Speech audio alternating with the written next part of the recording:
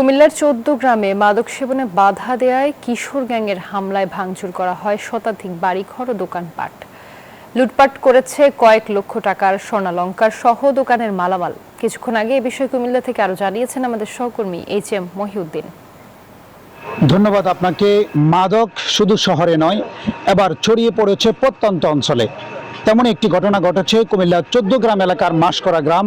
আমার পিছনে দেখছেন এই গ্রামটির মধ্যে গতকালকে এই অপ্রীতিকর ঘটনা এবং পুরা কিশোর গ্যাংয়ের অতিষ্ঠে পুরা এলাকাবাসী প্রায় শতাধিক বাড়িঘর দোকানপাট ভাঙচুর এবং অগ্নিসংযোগ করে গ্রামের বাড়িতে যে লুটপাট সেই লুটপাট করে ছিনিয়ে নিয়েছে সাধারণ মানুষের যে অর্থ এবং সাধারণ মানুষকে ভয় ভীতি দিয়ে এই কিশোর গ্যাংয়ের অতিষ্ঠে পুরো এলাকাবাসী। আমি যদি একটু দেখাই, এই এলাকার মধ্যে মাদক সেবনে বাধা দেওয়ায় 200-র বেশি সার্ভিস ও ফিচারে লেনদেনের সব বিকাশ অ্যাপে সম্ভব।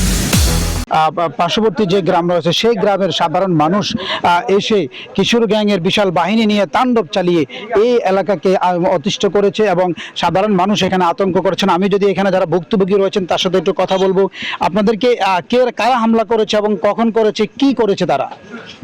দুপুর গিয়ে ধরেন আমরা তো খাওয়া দাওয়া করে নামাজ কালাম আমরা শুইছি, তো বাড়িঘর তো কেউ ছিল না, তো তারা এই ধরেন আচ্ছা লয়ে আতঙ্ক করে কুবাকুবি করে। তো আমরা বাইরে কইলাম আমরা তো কেউ নাই, আপনারা কি জন্য হিসাবে আচ্ছা লইয়া কুবান হিসাবে কথারই কইছি। আর তারা আমরা দুয়াই ঘরে ঢুকছে, ঘরে ঢুকি হামলা দিই ধরেন ঘরে যা আসিল তারা লই গেছে গই। তো মানুষের এভাবে অত্যাচার করে তুই গেছে ঘরের ভিতরে, আমরা বিচার চাই।